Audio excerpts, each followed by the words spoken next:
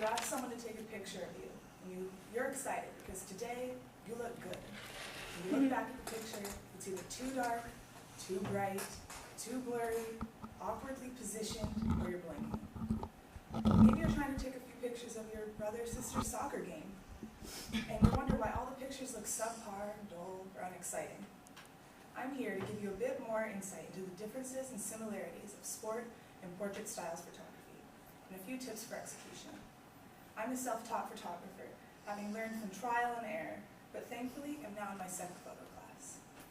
You can bypass a lot of the frustration I went through by learning just a handful of basic guidelines.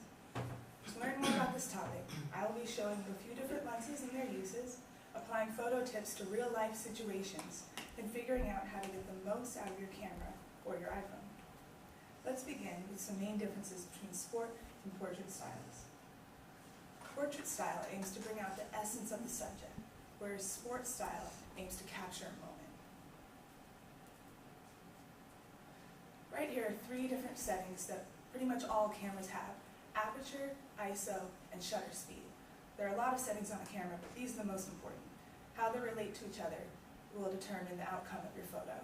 So, first of all, aperture is the amount of light that passes through the lens. So think of it like this. If you hold up your hand to your eye, only a little bit of light can get through. I can't see much. But the more you open, there's a lot more light. So that explains aperture. So you'll have a much clearer picture the bigger it is. The bigger it is, the smaller the number. Shutter speed is the sound the camera makes when you take the picture. That's how fast. So you can have a shutter speed of, let's say, 1 second versus 1/500th of a second. So that'll be the difference between a super blurry photo and a super sharp one, depending on the light. Third is ISO. This is the level of sensitivity that your camera has. So ISO, if you have it at 3200, it's going to be a very grainy photo because it's adding all this light, but it's artificial. Whereas if you have it at 100, it'll be very good. So now you know a few basics. Let's look at how you can apply them. So if you were to take a friend's senior photos or your brother's lacrosse game, how would you go about that? Let's start with portrait style. First of all, you're going to want a well-lit, controlled, and comfortable setting. Maybe a 50 or 85mm lens. This is an 85mm lens. Pretty much all cameras you buy will come with this. It extends not too much.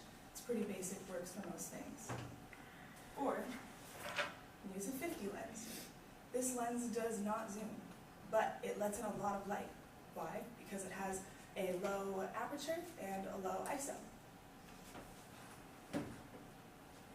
Thirdly, you're going to want good communication. So when you take these pictures, part of being a good photographer is letting your subject know what you're seeing and adjusting them based on their surroundings.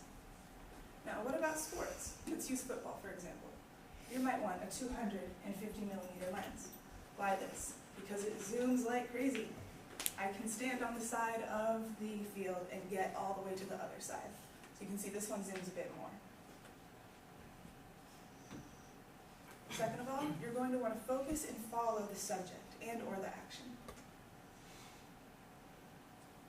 So this is panning. Right here is a photo that isn't panned well. The subject is still blurry. Right here is good panning. I don't know if you can see with the light, but she's a lot more in focus. Panning is if, say Josh is running across the room, and I want to focus on Josh. As he goes, I'm going to follow him. Because if I don't, and I just kind of take pictures, he's probably going to be blurry. As I follow him, he'll stay in focus because I'm focusing on him. So, good and bad panning. Thirdly, you're going to want to check your settings and the weather often. Because if it's bright outside, facing this way with one type of setting might turn out super bright. This way it might turn out super shadowy. So you're always going to be checking up on yourself. So, what if you're just not into photography and you just want to be able to take cool pictures for Instagram or your family? All the following tips work on just about any iPhone or standard camera. First of all, good lighting is crucial. Totally face the sun or your light source or have your back to it. No in between. Right here are good and bad examples of lighting. So right here, they have the sun to their side. That's why they have all those shadows on their faces. Right here, they have the sun to their backs, so it's even, or they're totally facing it, so lot of people forget this.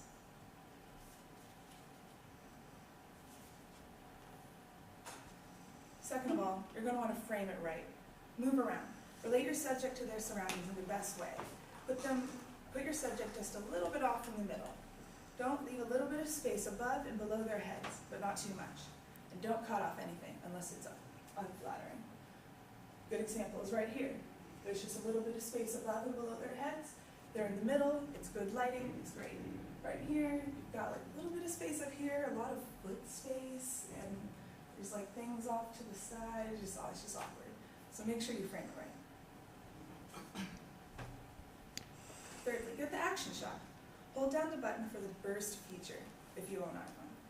Beware of low-lit situations with this. If your subject is moving fast, it's probably going to be blurry. So use flash. And take more than one. It's always good to have options. It's nothing more fun than looking back at a photo and being like, oh, and they've already walked away. As you can see from what I've told you, a few small tweaks can go a long way. I hope that you now have a better general understanding of sport and portrait style photography, some photo basics, and how to get the most out of your smartphone and camera. Now, when someone asks you to take their picture, you can be more confident that that picture might make their day.